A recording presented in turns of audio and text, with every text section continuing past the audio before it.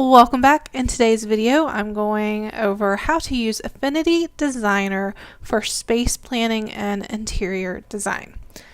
Recently, my husband and I moved into a new house, and prior to moving in, I knew all of the measurements of the room, so I wanted to check to make sure all the furniture would fit in exactly how I wanted, and to make sure any furniture that we bought or wanted to buy would fit in correctly.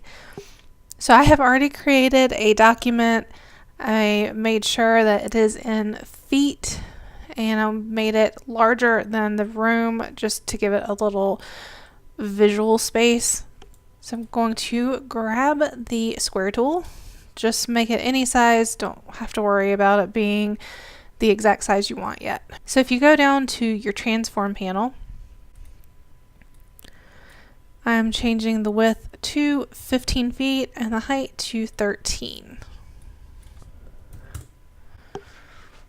Up towards the top, going to the alignment panel, I'm just going to center this on the artboard. I want to remove the background color, and then I'm going to increase that stroke to 45. So the next thing I want to do is add in the doors.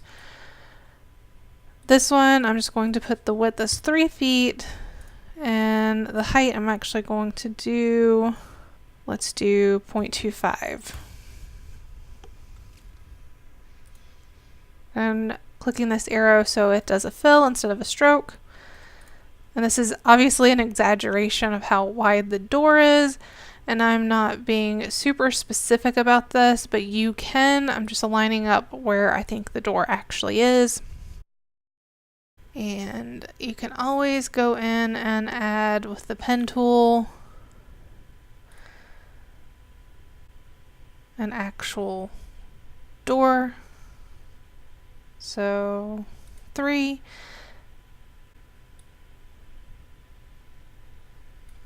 So there I have a door, and you can visually see where it is in the room. And I need to move this down. Okay, so this other door opens up into the bathroom, so I'm not worrying about putting it on to my space plan. The one piece of furniture that we already had for the room was the bed, so that's the first thing I'm going to put in. And I want to take off that fill, leave the stroke, and I'm actually going to decrease that stroke. And I'm just going to put in the numbers for the bed. If you're not sure of the dimensions of your bed and you don't actually want to measure it, it's really easy to just Google it. I'm using the standard size for a king size bed, and then I'm adding a couple inches on each side to make up the difference for the bed frame and headboard.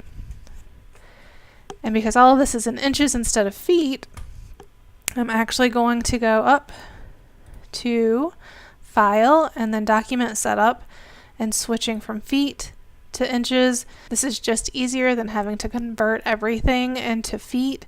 So I'm switching this bed to 80 inches by 84 inches, lining it up on the wall or against the wall. And just so you can tell that it's a bed, I'm going to add a couple pillows. And you can obviously add any labels that you want. So all the other furniture we had in our bedroom was moving to one of the guest bedrooms and buying new nightstands and a dresser. So I wanted to make sure that it actually fit.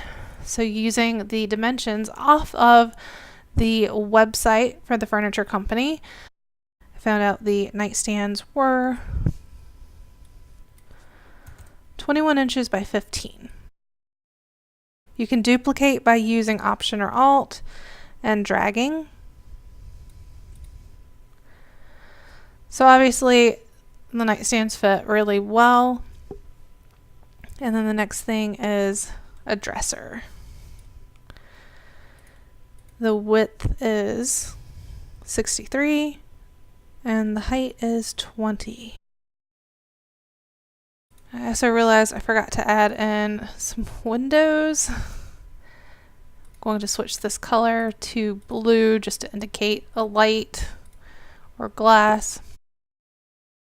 So with creating the space plan, it gave me a very good idea of how the furniture would fit in the room and any other accessories that I may want to buy.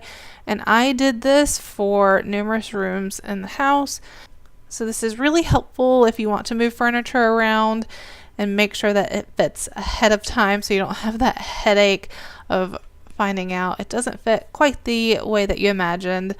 It's also really good if you enjoy interior design. If you are helping out a friend or family member, you can show them exactly how something will look and how spacious it will feel.